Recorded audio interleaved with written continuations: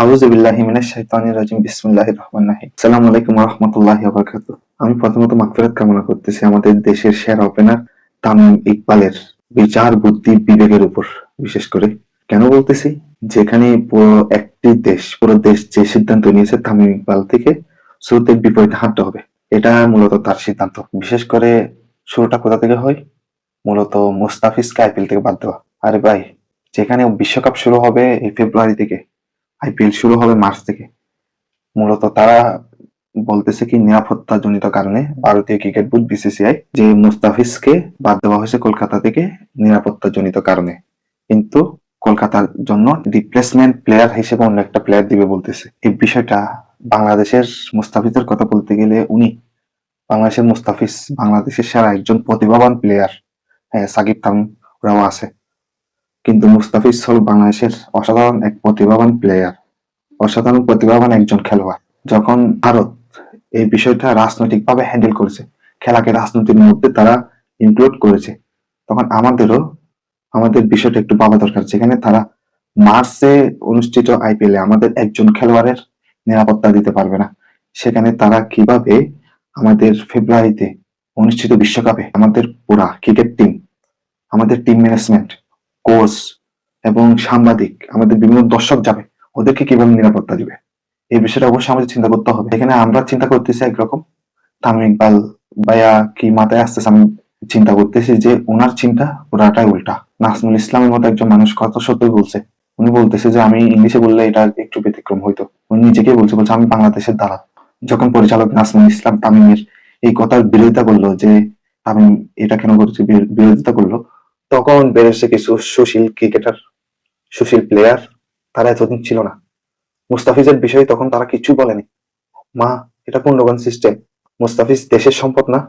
মুস্তাফিজ দেশের প্রতিভাবান একজন প্লেয়ার না? হ্যাঁ, দেশের সম্মানে যখন বিসিবি এই সিদ্ধান্ত নিয়েছে যে আমরা ভারতে ম্যাচ খেলার জন্য নিরাপত্তা বোধ করছে না, যেখানে আইসিসি হতে পারে এর বিকল্প সমাধান দিতে পারে, এমন সময় আমাদের জনপ্রিয় ওপেনার এটা কোন রকম কথা? হ্যাঁ, এটা কোন রকম কথা? আবার তাকে সমর্থন দেওয়ার জন্য কতগুলো সুশীল ক্রিকেটার আমাদের এসে বিভিন্ন কথা বলতেছে। কই, তোমরা মুস্তাফিজের সময় কোথায় ছিলা? হ্যাঁ, বাংলাদেশের এত অন্যায় অবিচার হচ্ছে, তখন তোমাদের বাসা কোথায় থাকে? হ্যাঁ, তখন কি তোমাদের তো এত অ্যাক্টিভ দেখি না? বাংলাদেশের আরো কিছু সুশীল মানুষ আছে, কি বলবো এগুলার কথা, সিম্পিতি দেখাবে, টক শোতে যাবে, বিভিন্ন করোনা দেখাবে। হ্যাঁ, সেটা চিন্তা করতেছে না যে সে যার প্রতি সিম্পিতি দেখাচ্ছে, সে যখন উসমান হাদি মারা গেছে তখন আমার ভাই কি করতেছে, জোয়ার বিজ্ঞাপন দিচ্ছে।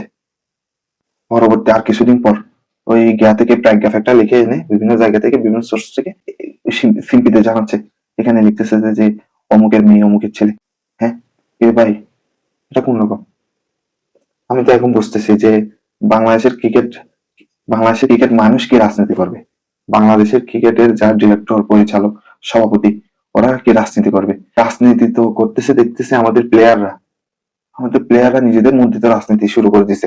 একটা জিনিস চিন্তা করে দেখুন, এই শ্রীলঙ্কার কথা বললে, শ্রীলঙ্কা যখন এই দেউলিয়া হচ্ছে, এমন টাইমে তারা এশিয়া কাপ ট্রফি গড়ে তুলে নিতে পারছে, অথচ বাংলাদেশের ইতিহাসে বাংলাদেশ কখনো কোন একটা ট্রফি, সেটা বলেন ওয়ান ডে, সেটা বলেন টেস্ট, সেটা বলেন টি-20, এমনকি বলেন চ্যাম্পিয়ন্স ট্রফি, এমনকি বলেন এই ওয়ানডে এশিয়া কাপ, টি-20 এশিয়া কাপ, কোথাও কোনো ট্রফি নেই।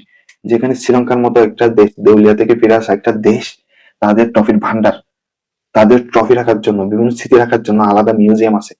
আমরা কোন দিন আমাদের একটা ক্রিকেটের মিউজিয়াম সাজাতে পারবো এটা আমি জানি না, কোন দিন সাজাতে পারবো এটা আমি কনফার্ম নয়, কোন দিন আমাদের ভবিষ্যৎ প্রজন্মকে এটা বলতে পারবো যে একদিন আমাদের ক্রিকেটের সুন্দর একটি গৌরব ছিল, যেখানে আমরা এটা অর্জন করেছি। কোনো কিছুর কাঙ্ক্ষিত একটা লক্ষ্য থাকে, আমাদের কোনো লক্ষ্যই নেই। ওই সাবেক সভাপতির মতো আমরা এটা বলতে পারবো। সবসময় একটা জিনিস মনে রাখবেন, আমাদের টার্গেট পরবর্তী কাপ, পরবর্তী টুর্নামেন্ট, নট এই টুর্নামেন্ট। আরে ভাই, এই টুর্নামেন্টে কিছু সাফল্য অর্জন করলে আমরা পরবর্তী টুর্নামেন্টে বেটার কিছু বের করে নিয়ে আসতে পারবো। না, এটা আমরা করবো না। আমরা বাইরের রাজনীতিও ঢুকাবো। আমরা এর পরবর্তী যেটা করবো, ওই খেলোয়াড়দের মধ্যেই গিয়া অন্তকন্দল, বিভিন্ন সমস্যা এগুলো থাকবে, স্বাভাবিক। কিছু করবো না, শুধু ওই 9টা ম্যাচ খারাপ করে একটা ম্যাচে একটা 50-100 মার দিলে হয়েছে, ব্যাস শেষ শেষ। আরে ভাই, আমি যেটা সত্য যেটা বাস্তবতা সেটা বলতেছি।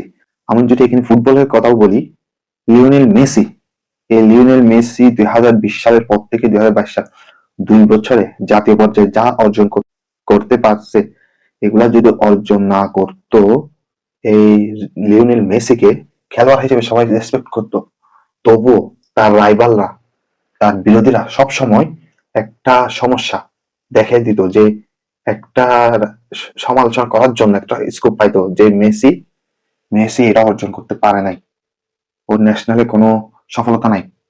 সেই মেসি শেষ বয়সে এসে এটা দেখাই দিছে যে আমিও পারি, আমিও সফল। তুমি সফলতা না আসবে, সফলতা আনার চেষ্টা করবে না, কিন্তু ওই রাজনীতিটা ভালো করে খেলতে পারবে, এটাই আমাদের এখন ভবিষ্যৎ হয়ে গেছে।